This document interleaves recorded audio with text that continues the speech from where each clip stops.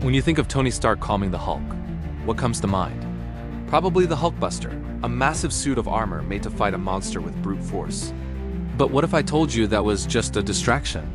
A last resort? Tony's real method for soothing the Hulk had nothing to do with fighting his rage. It was a shocking psychological secret, and it's been hiding in plain sight the entire time. It explains why Tony Stark succeeded where the rest of the world failed, leading directly to the creation of Smart Hulk. To get what Tony was really doing, you have to understand the real problem wasn't the Hulk, it was Bruce Banner. For years, Banner lived on the run, haunted by the other guy.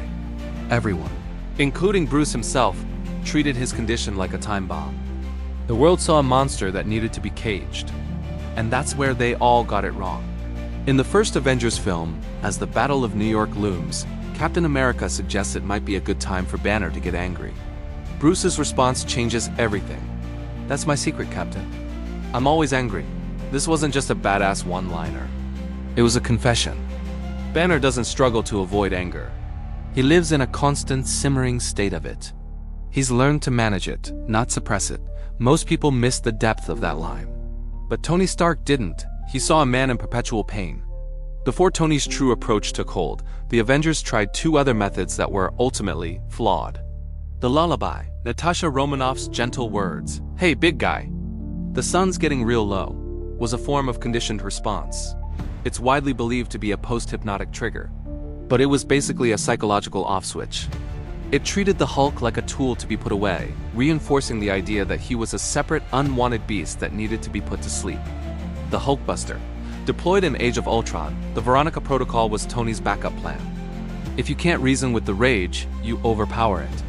But even here, in the middle of a city-destroying brawl, Tony gives away his real strategy. As he pummels his friend, he isn't yelling at the monster, he's pleading with the man inside. He says, "You're stronger than her. You're smarter than her. You're Bruce Banner." The Hulkbuster may have been a physical solution, but Tony's words revealed a much deeper, more subtle game plan. He was acknowledging the man's identity. Tony Stark's genius wasn't just in his suits. It was his uncanny ability to see the person inside. From their first meeting on the helicarrier, Tony treated Banner differently. Where others tiptoed around him, afraid of setting him off, Tony walked right up, zapped him with a small electric prod, and started a conversation. It was a classic, obnoxious Tony Stark move, but the message was profound. "I'm not afraid of you. I see the brilliant scientist, not a walking bomb." He was the first person in years to treat Bruce Banner not as a threat, but as an intellectual equal. This act laid the foundation for the Science Brothers. Tony didn't just give Banner a safe house.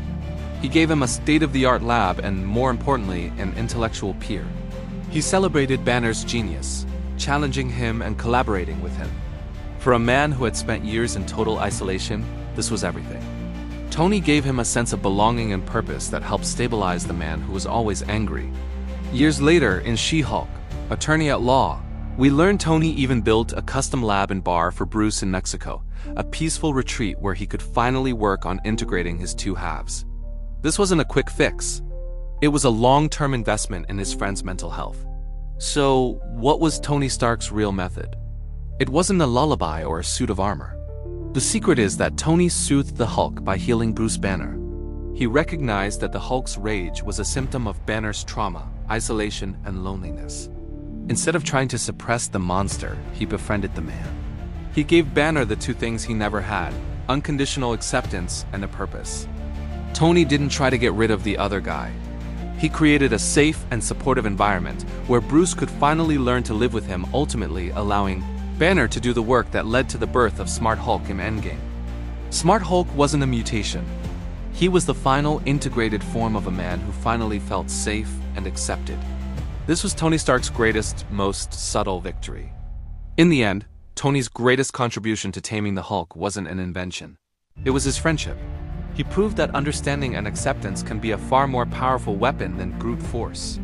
Sometimes the best way to calm a monster is to show the man inside that he finally has a home.